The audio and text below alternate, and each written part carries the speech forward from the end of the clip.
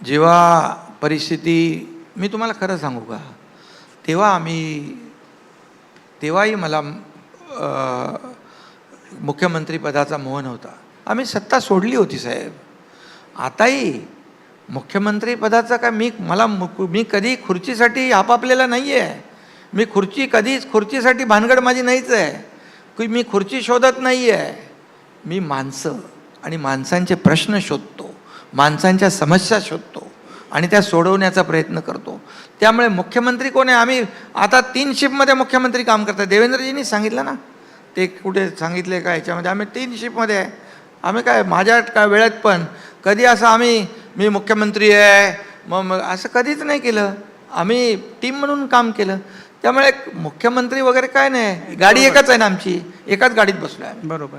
पण प्रश्न असा की तुम्हाला कधी कळलं की मुख्यमंत्री तुम्ही होणार नाही आहात?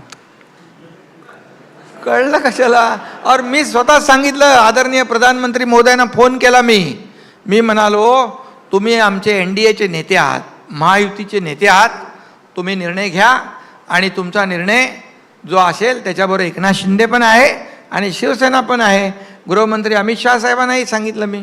त्यामुळे मी खुलेआम स्वतः सांगितलं आहे. त्यामुळे असं तुम्ही विरोधक जे बोलतात. नाही, मी विरोधक बोलतात नाही. मला कुतूहल आहे की तुम्हाला केव्हा कळलं की तुम्ही मुख्यमंत्री होत नाही आहात? अरे बाबा, तुम्हाला मी स्वतःच जर सांगतोय, पण तेव्हा असं आहे की आता बघा जागा आल्या बीजेपीच्या एवढ्या आमच्या युतीमध्ये, बरोबर, मी 80 लढवल्या, नेतृत्वात इलेक्शन लढली, हां, ज्याच्या सीट कमी होत्या त्याच्या सीट कमी आल्या, बरोबर असू शकतं ना. हो. त्यामुळं तुम्ही मोठेपणा दाखवत असं म्हणाला असाल की तुम्ही ठरवा, पण त्यावेळेला आतून असेल ना की आपल्यालाच म्हणतील म्हणून. अरे बाबा, असं काय नाही. मी तुम्हाला सांगतो, तुम्हाला वाटत नव्हतं आपल्याला मुख्यमंत्री व्हा असं म्हणतील असं तुम्हाला वाटत नव्हतं? तुम्हाला नाही मुख्यमंत्री व्हावं असं वाटण्यासाठी किंवा मला मुख्यमंत्री मी झालो पाहिजे म्हणून मी काम नाही केलं.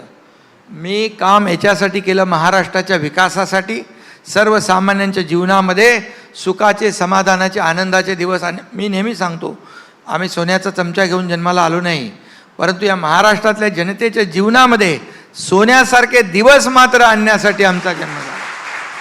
त्यामुळे आम्ही काय माहिती आहे, आमच्याकडे बघा, no reason, on the spot decision.